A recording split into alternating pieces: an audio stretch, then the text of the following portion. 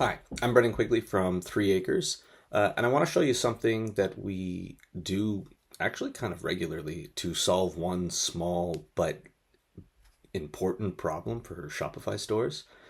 Take this store, for instance, they have basically one or two main products, different sizes of their deodorizing spray, but they also sell the product in bundles.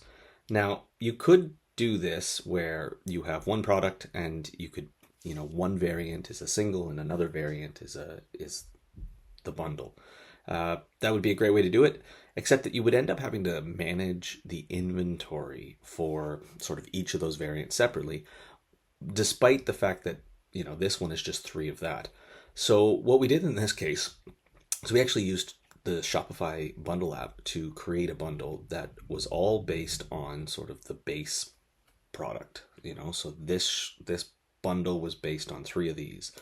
Then we created a small liquid section that's powered by Metafields on the product to allow you to put a selector that feels very much like a variant selector to switch between the two products. So you can see how this is actually switching between the two products.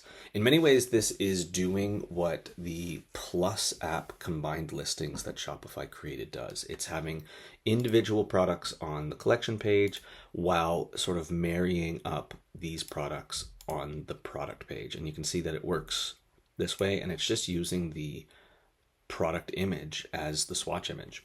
Now, pop over here to Riley Street.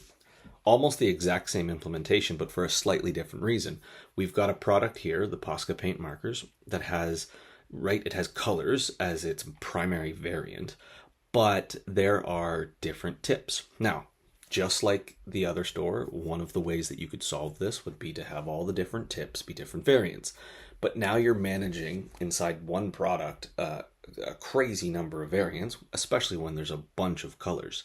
However, in this scenario, all we've done is linked the products through Metafields so that you can get to any of the other products from any of the other products.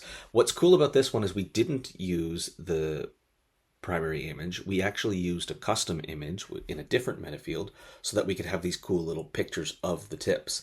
And I feel like this really creates a strong buyer's experience. You want a Posca marker, maybe you want a couple of the chisels and a couple of the fine tips. This is really cool.